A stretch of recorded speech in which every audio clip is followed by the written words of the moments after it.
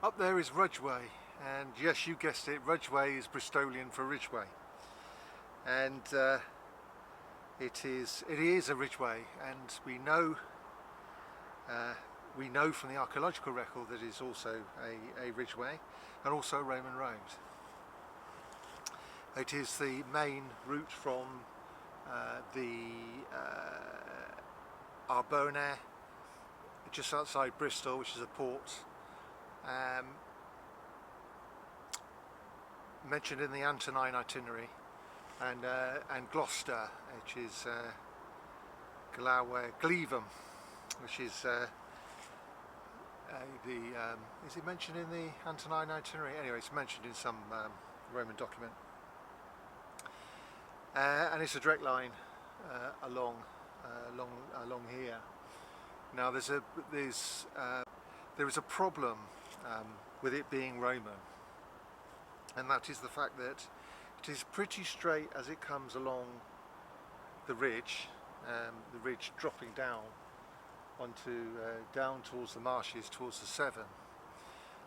It's pretty straight there, but as soon as it comes to, I think is it Buckover, somewhere like that, near to Bloody Acre Fort, which I showed you a few weeks ago, it then starts going like this, and that is not a very good indicator of something Roman, something curvy. However, give it a few miles and then it dips down into the marshes, it becomes dead straight, and we can see that dead straightness is indicative of a Roman road. It goes straight into Glevum, into what the English later on called Glawe,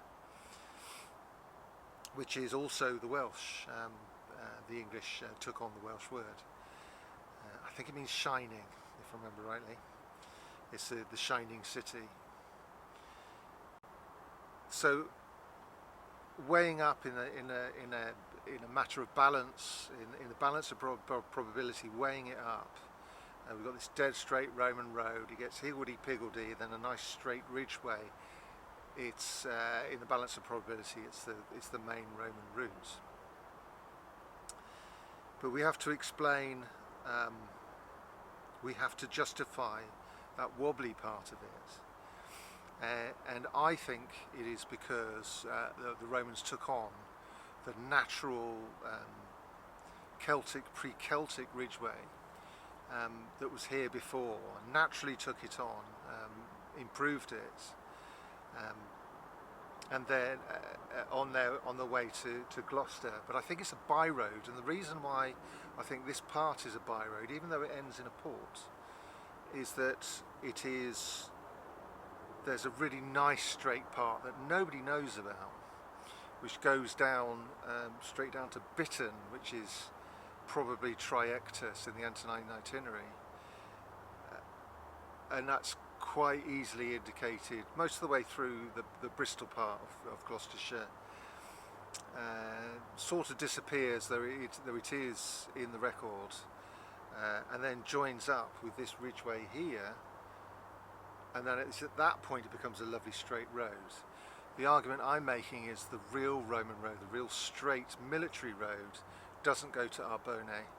It goes down to Bitton. Bitton is the Tun of the Buda, and there's a river that goes through it called the Buda. And Arbona is our good friends, the Celtic, the pre-Roman Welsh word, Avon, Arben. Now, so what is this ridgeway? Well, it is ancient. It is. We know it's ancient because we have rules for understanding, for explaining it, why it is there. So how do we know ridgeways are ancient roads? How can we prove it? Well, it's basically nobody would be stupid enough to go long distance any other way. So your ridgeway is one. It is above all springs, rivers, streams, ravines, combes, inlets is above all of those. So theoretically you can keep your feet dry. 2, it has navigational uses. When the land was more wooded than it is today, you don't know where you are. So by always keeping the sudden drop in the land to either your left or your right, depending on which way you're going, you'll never get lost.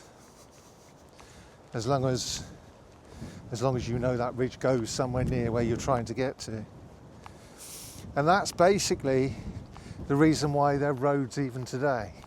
So even though we have the technology, we have the tarmac, the engineering, to get those to pass over any water obstacle, it is of course expensive to do all that.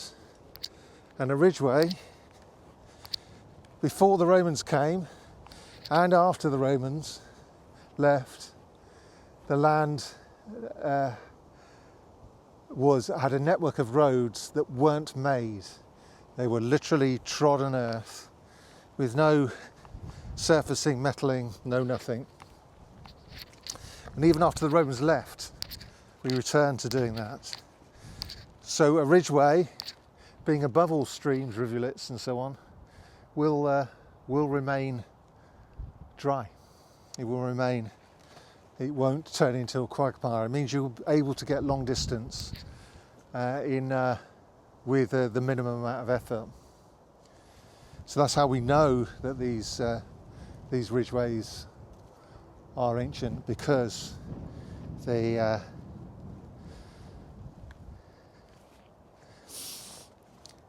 because it's logic, it's human nature. We know it is the minimum cost in labour to get somewhere.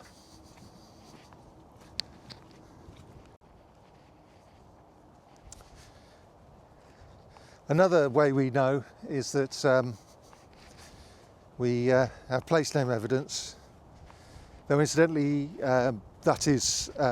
we have ridgeways that are called Stræt, which means Roman road in Old English. So at least for 1500 years it's been considered to be Roman, these roads. But incidentally, that one up there is not called a strat as far as I know.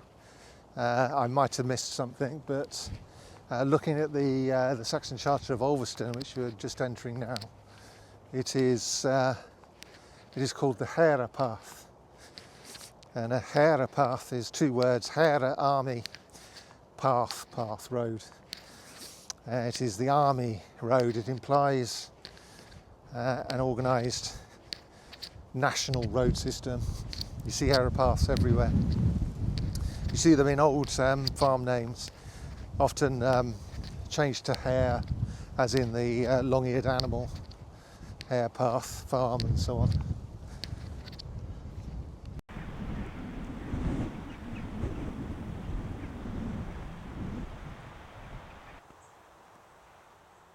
So what I think is going on is that there is a proper straight road which continues, slightly deviates from its southwesterly route down to Ealdan and goes along down to Bitton and the villas at Keynsham.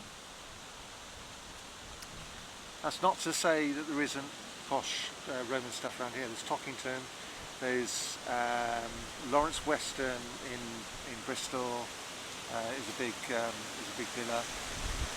So we're seeing, but I think the